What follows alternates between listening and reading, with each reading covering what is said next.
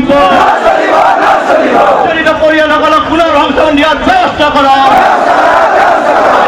জিন্দাবাদ জিন্দাবাদ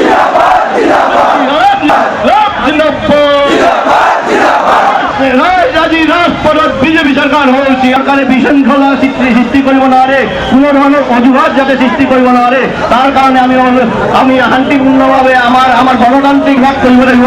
এই প্ৰতিবাদ কৰাৰ কাৰণে সকলোৱে ওলাই আহিছে মই আপোনালোকক অনুৰোধ জনাইছোঁ যে অলপ ফিল্ডৰ ভিতৰত সোমাই যাওক যাতে এই বিজেপি চৰকাৰে সুযোগটো নাপায় যে তেওঁলোকে আইন শৃংখলা ভংগ কৰিছে বা বিভিন্ন অজুহাত দেখাব নোৱাৰে তাৰ কাৰণে আমি ফিল্ডত সোমাই যাবৰ কাৰণে অনুৰোধ জনাইছোঁ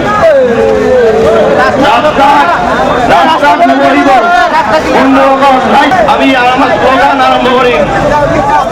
একেলগে স্লোগান দিম আমি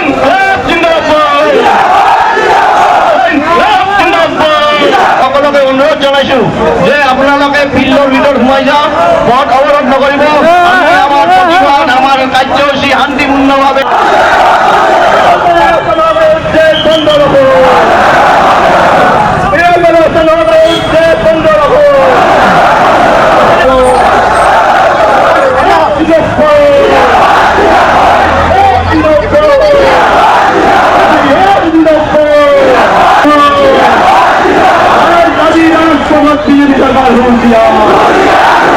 হিন্দু মুসলমান আজি রাজপথত বিজেপি সরকার হুঁশিয়ার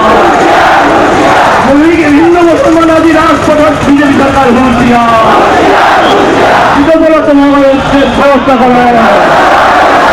পরিয়ালগুলোর পুনঃ সংস্থাপন দেওয়ার ব্যবস্থা করো পরিয়ালগুলোর পুনঃ সংস্থাপন দেওয়ার ব্যবস্থা করো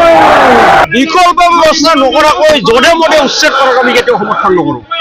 আৰু ইতিমধ্যে আমাৰ হাছিলাত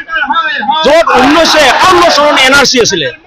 সেইবিলাক মানুহ 66 জন ভোটাৰ দিছে সেইবিলাক মানুহ উচ্ছেদ কৰিছে কোনো বিকল্প ব্যৱস্থা দিয়া নাই সেইদিনাখন পাইকানৰ উচ্ছেদ কৰিছে সেইবিলাক মানুহক উচ্ছেদটো কৰিলে এনেকৈ তেওঁলোকে তিৰপাল টানি আছিলে থাকাৰ বস্তুবিলাক অলপ লৈ আহিব সেইবিলাকক কালি তেওঁলোকে কৈছে লাঠি চাৰ্জ কৰা বুলি হৈ গৈছে আমি কৈছোঁ যে আপোনালোকে বিকল্প ব্যৱস্থা দিয়ক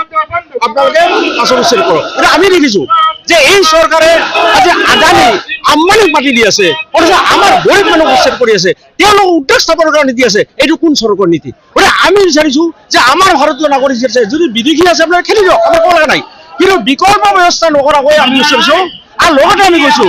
যে তেওঁলোকে ফৰেষ্টৰ মাটি গৈছে নিজৰ ৰেভিনিউৰ মাটি গৈছে আমি কৈছোঁ যে নহয় ফৰেষ্ট আৰু ৰেভিনিউ যৌথভাৱে জৰীপ কৰক জৰীপ কৰি ফৰেষ্টৰ সীমা ঠিক কৰক ৰেভিনিউৰ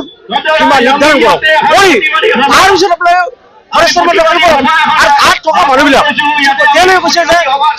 চৰত যাওক চৰত গৈছে ক'ত সেই মানুহবিলাক যে মাটিত পানীত তলত বনৰ তলত সেই মানুহবিলাক ক'ত আছে তাতে আজি চৰকাৰে গৰাখহনীয়া আপোনাৰ বন্ধ কৰাৰ কাৰণে যিটো ব্যৱস্থা সেইটোতো কৰা নাই গতিকে আমি কৈছোঁ যে তেওঁলোকে বিকল্প ব্যৱস্থা দিয়ক বানপানী গৰাখহনীয়া সমস্যা সমাধান কৰক তাৰ পিছত আপোনাৰ উচ্ছেদ কৰক কিন্তু সেইটো যাতে নকৰে তাৰ কাৰণে এই দাবীৰ ভিত্তিত আজি বিৰাট আন্দোলন কৰিছোঁ আজি এই আন্দোলন জৰিয়তে চৰকাৰক আমি আহ্বান জনাইছোঁ যে আপোনালোকে জনমত ৰাইজৰ জনমত সন্মান জনাই এই ধৰণৰ উচ্ছেদ অনতিবিলম্বে বন্ধ কৰাৰ দাবী জনাইছোঁ বনাঞ্চলত খাতি কৰিব আৰু পুঁজিব দিব আপুনি চাওক গোৱালপাৰাত আপোনাৰ আদালত থানা হস্পিটাল PD অফিস জিলা পৰিষদ DPO office IO office DO office সব সেইবিলাক কি কৰিব কিয় কৰে তাতে সেইবিলাকো আছে কি ৰেকৰ্ড আছে গতিকে কথা হৈছে যে আমি বুজা মিলাৰ ভিতৰত এই মানুহখিনিক উচ্ছেদ নকৰি এটা বিকল্প ব্যৱস্থা দিয়ক আমাৰ ক'ব লগা নাই এইটো আমাৰ